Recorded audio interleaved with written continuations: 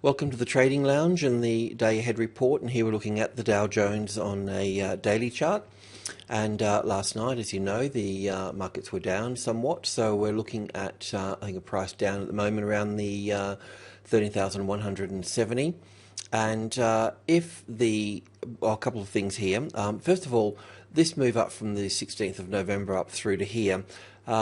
It doesn't count very well either way, so it's open to interpretation. So it's a little bit difficult to use.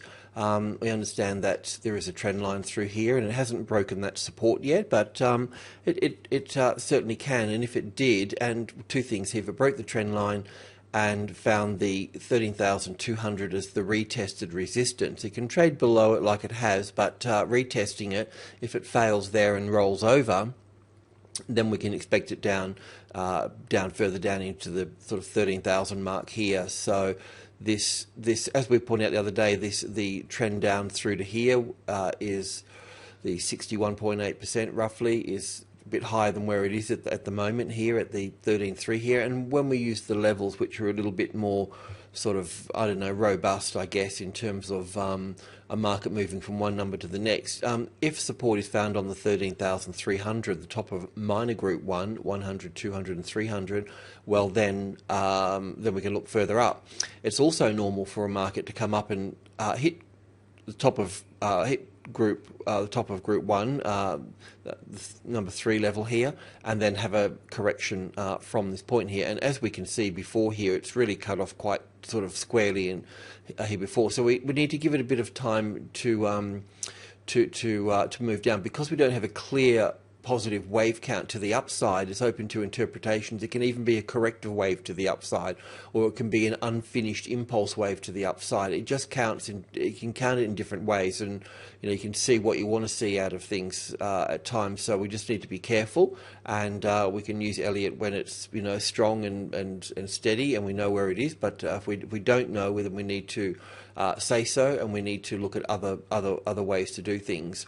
The 61.8 retracement level from this low to this high here would be 12.5, 13,003, so 8, take away 5, would be 12,800 here. So that is something that we could look for, because also too, in terms of a market swing, we can see that the market that moved above the 13,000, it also moved below, and then it's also moved above it again to this point here. So that means that it could move down lower again too. So the 12.8 would be a reasonable place for this market to move to, and essentially what it's doing is working across the 13,000, if that's going to be the case, and then at some point we would, after this move down here, would see it move back up, and then we'd see it move back down again, and we'll eventually see it sitting more squarely on the 13,000, and that's a real possibility as well. But simply at this stage, because it hasn't found support on the 13,300 here, then it's possible for it to move down. Now, in moving down through here as well, I'll just clean a little bit of this up through here. What we've got so far in this move down is two things really. So far, we've got the move down over the last in this stage here, we've got it moving down in 3 waves like that. Okay, now that move that's coming, and we'll have a look at this on the intraday in a moment. Now that 3 waves down can actually be finished right here and now, and we can be pushing up from this point here. Okay, so that's a real possibility, and that low can be in place now. The other interpretation is that if this 3-wave price action here coming down through here turns into 5 waves here, as such, will be a little bit further down like this. It'll also break the 150 here as well, the 13,150, which is important. So if we get 5 waves down, then what happens is that we will get some sort of counter trend back up in 3 waves, but we will get another 5 waves down. So if we get 5 here, after a correction, we'll get another 5. So that really sort of opens up the door a moment. So what we need to do is that we're into the unknown here, and we've got trades on the market here. So we we could wait until we got sort of 5 waves down and then sort of get out when it's got the 3 waves back, and that's okay with indices. But stocks don't work like that. They just they just sort of continue in their direction and so forth. So what we need to do is we need to, number one, protect what we have, because we don't know what the future is, and at the same time we can get a few short trades in there as well. Just a few, but we wouldn't get sort of net short until we started to see this particular 5-wave structure to the downside, because then we know we'll get another one. So we can get a few shorts in here, and then we can look to add over here when the indices do this, and then we can sort of hammer it to the downside there if that's going to be the case. And if that doesn't happen like that, we've got a few short positions in, well, we just take a small loss, and then we'll be chuffing back up to the upside, and that's life. And a small loss is a good loss. So look, that's pretty much the situation across all the indices. And of course, the flip side of this, well, there's other markets as well, but the US dollar index is something that we'll be looking at as well, because that would be doing its rally as well. I'm just wondering if I can just find it on the on the daily chart here. A little bit not that clean here on the daily, but essentially, as you know, we are looking for we're looking for, well, let's have a look at that on the we'll have a look at that in a moment on the intraday chart. Sorry about that. Okay, so just getting back to the intraday picture here. This is the S&P 500, but the Dow Jones is the same, and all the other markets are pretty much the same as well. So these are the 3 waves that we have to the downside. Okay, so once again, the S&P 500 is also on a group 1 as well, which is the 1430. It's a subgroup 1, so 10, 20, and 30. But the same thing is occurring here. We've had that retest here, and that creates the short trade setup there, failed retest. When where do you actually get in for all of this? Well, that's open to your own sort of skill set and interpretation as well. But of course, taking the low out here would be the last sort of resort for that. But look, as you can see here, we've got down a nice A, B, C for the B wave, and this little C wave here would be finished in here. Now, if this was going to be a wave C here, then we need to see that push straight up from there. That's as simple as that. Otherwise, we're going to be going into a 3rd wave to the downside, and we'll see this pretty much just do a little wiggle at the 1420 here, some sort of little counter trend correction, and then continue to move to the downside. So it gives us something to look at. And the European market's the same. The Australian market's also the same as well. If the Australian markets move down past the 45.50 here, the wave 4 of 1 lesser degree, then we've got it just basically opens the door to come back to 4,500. It's as simple as that. As it stands at the moment, this is just a reaction from the 4,600, and we could be able to see it go back up. So that ABC correction that I just showed you on the S&P 500, that's kind of similar to this one here as well. Slightly different, of course, but it's in there. The normal process for this in a bullish market is the arrival, the closest largest number, the arrival, the reaction, looking for support. Support can either come from, well, there's a small support in here in subgroup 2, and the other one is, of course, at the midpoint here. So if those supports fail, then the market's going to fail at that point there. But otherwise, it has a reaction, checks for support.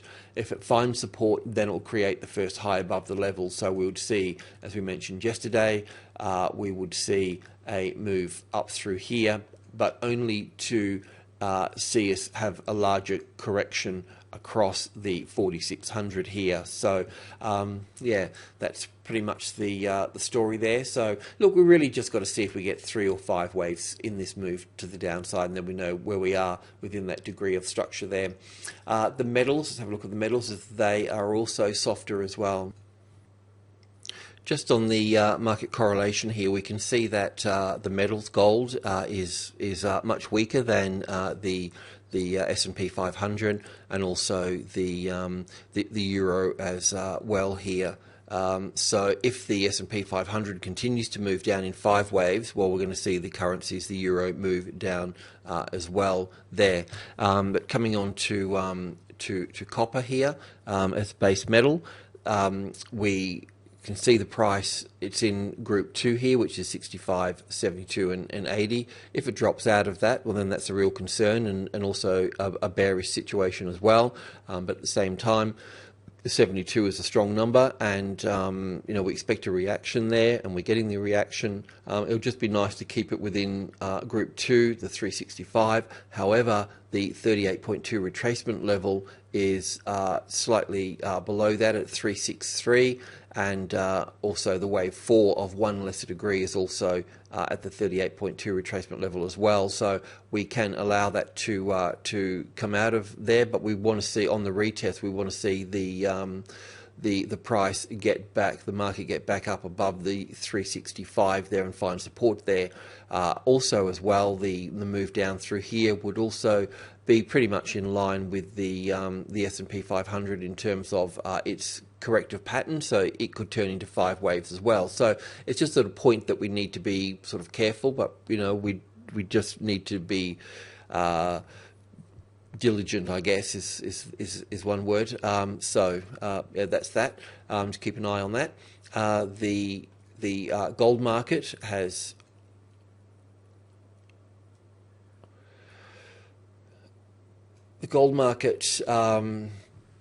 is below the 1700 at the moment, and also with this as well is that from this high point here just above the 72 number here, we've actually got a 5-wave structure to the downside, so we have to consider this being wave 1 here now, and we'll be looking for an A and a B and a C for wave 2. This would be the 61.8 retracement level back up into these areas here, the 50-60% retracement levels. It may not come up that far there, so that's something that's got to be considered, but because we got 5 waves here, we'll be looking at some sort of little, corrective pattern through here. So if it does pop its head back up through here above the 1700, right, that would be quite sort of handy, because if it came up here, it's testing the supply up here, which it has already done here to this one here, so it may not come up, but normally with the C wave there'll be some equality with the A wave here, so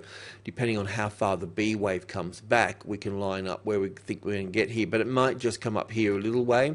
But if it can get back up here again, that would be nice, and then come back down and then lock under there, and then that would be the short position from that. But because we've got this 5 waves down through here, we have to be looking at wave 3 coming into play, which would pretty much bring us down to the medium level through here. But of course we've got this group 2 to navigate as well to the downside there, so further weakness there. And yeah, so the oil market. Okay, so just looking at the bigger picture here for a moment, just bear with me. So we've got this, we've had this move up through here. We understood that the move up here was corrective. It was a corrective rally from the larger move to the downside, and quite similar to this one here, I guess, as well in its own way, its personality. But it's got overlapping wave structures, so it's corrective. This low here takes out this high here and so forth. So it's a corrective structure. So what we're looking at now is that we know we've got like a little 5-wave structure coming down through here. So we can label that as wave 1. We're looking for wave 2 to come back. Now, and then we're looking for wave 3 to come down. So we'll be looking for 5 waves down. So we'll be looking for 1, 2, 3, 4, and 5 down to here, and that will complete the bigger picture, and then we'll see the market move up from that point. In moving down from wave 2 here, we'll be looking at, from the top here, we'd be looking, that's wave 1. So the 50-60% retracement levels back up at the minor trading level here, 88. Okay, now yes, we can say that that's already delivered that at that point there. So we could say that that wave 2 could be there and would be moving down from that stage there. So that's a real possibility. But we also need to explore the possibility that it's not complete, and the ABC correction would be that would be the A wave, the B wave down to here, and then the C wave back up to here in 5 waves up to here, and then we move down from that point there. And I just want to go in and talk about that a little bit more. So have a look in through here. Okay, so this is the wave 1 that we were just talking about. This is a 20-minute chart, so this is the wave 1 here, and I've the wave 1, and then we're looking at an A and a B wave here, and then a C wave up to here. And the reason for this is that it does appear that we've got 5 waves here for the A wave. So if we get 5 waves here, that means that after a B wave, we'll get another 5 up, and that's what I'm sort of looking at there. And it does count reasonably well in terms of up for 1 and back for 2, then up for 1, back for 2, the 3rd wave into here, the 4th to here, and the 5th up to here, and then this would be the A wave to here, the B wave up to here, and the C wave down to down to here, which will be sort of in here somewhere. The B wave here normally pulls back 61.8% of the A wave here, but nothing's really sort of set into stone, so it's dropped below that and is at the square root of 61.8, the 78.6 here. So, but look, anyway, we'll just allow that to finish. The reason I'm pointing this out for, because if you go and short it, you may get trapped in this C wave here. That's the main point here. So just be a little bit careful there. So looking for 5 waves up through here. Once we've got 5 waves up through here, you'll be able to count 5 from wave 4 here into wave 5 here. You'll be able to count another little 5 waves in there, and you can look to short at that point in there and build the positions up to the downside, because we'll have a nice strong 3rd wave to the downside. So that's something to look forward to. Let's have a look at the US dollar and the Forex.